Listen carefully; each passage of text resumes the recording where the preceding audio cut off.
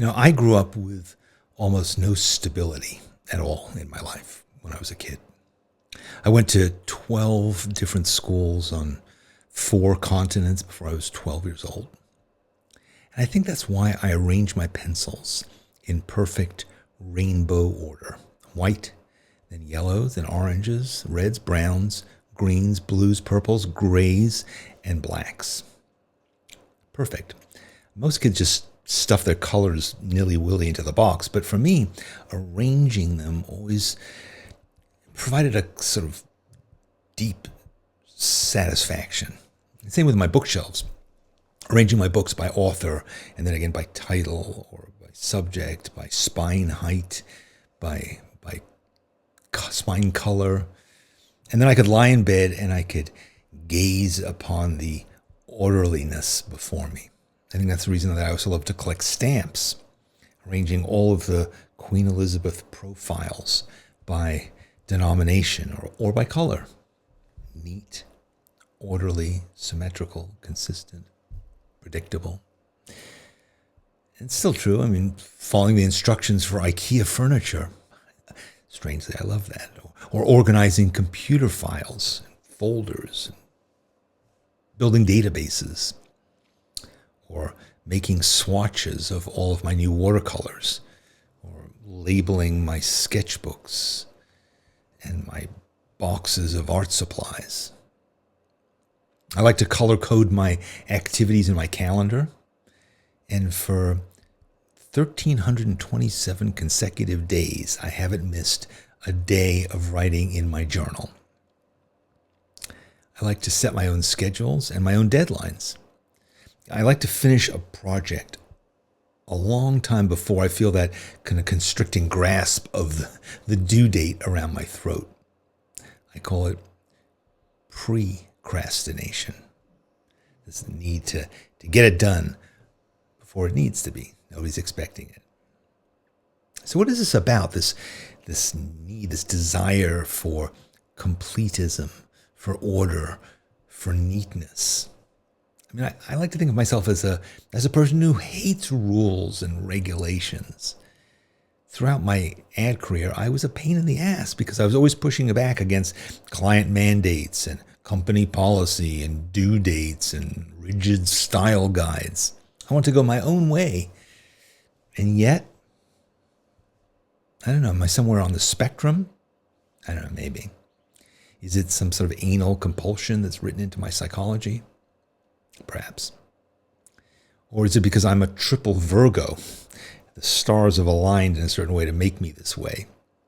And it's true, I was born under certain stars at a certain time, certain alignments, but I was also born into a certain kind of family, one that brought me a lot of chaos and very little predictability.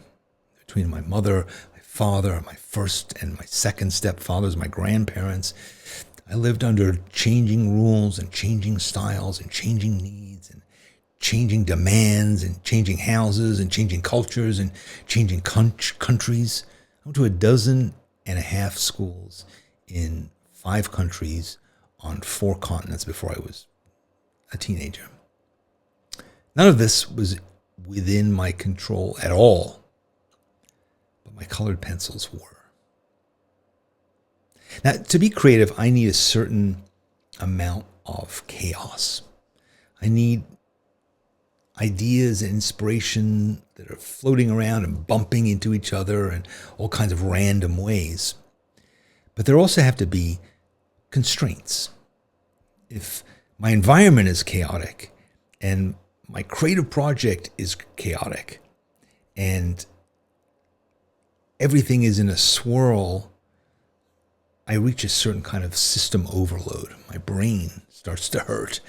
It's all anxiety and feeling powerless and overwhelmed and incapable of bringing my idea to completion. There's just too many options. There's too many unknown things.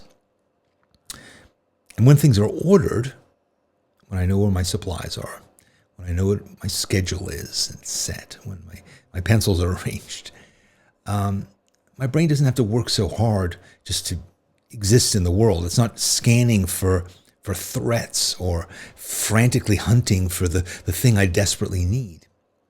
And so that nervous energy, it gets saved. And instead, I use it for making stuff. My brain needs a certain range of stimulation. If my environment is inert, then my brain has nothing to rub against, nothing to play with. But if everything is on fire, then I get overwhelmed and I retreat or just collapse. And this isn't like a pathological condition. I'm capable of doing work and operating even in really difficult situations. I'm super resilient.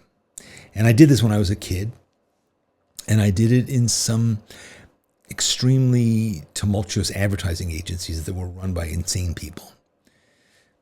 But still, it's not optimal. I need these conditions of clarity in order to run wild. That's the best.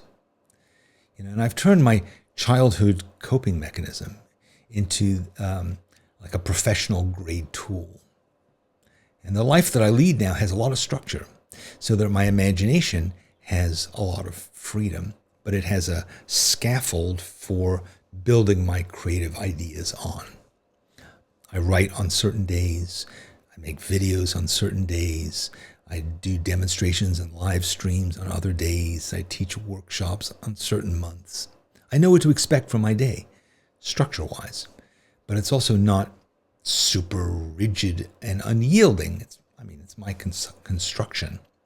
So when I sit down at the keyboard or I pick up my pen, I am traveling on a well-maintained road, right? That I can ride in all directions reliably. And my imagination has become superbly well-trained through all this. It's like my pugs when I take them for a walk.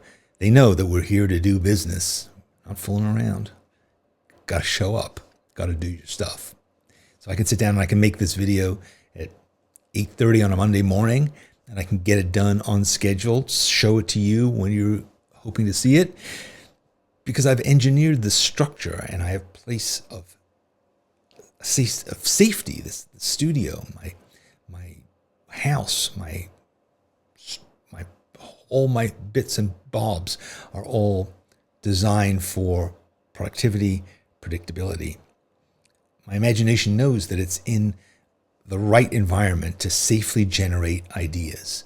And so it shows up ready to perform, ready to do its job. When I open my pencil box and I'm greeted by that perfect rainbow, it means that the storm has passed and the time for making is here. What about you? What are the requirements that you have? What are the things that trip you up? What are the tools that you rely on?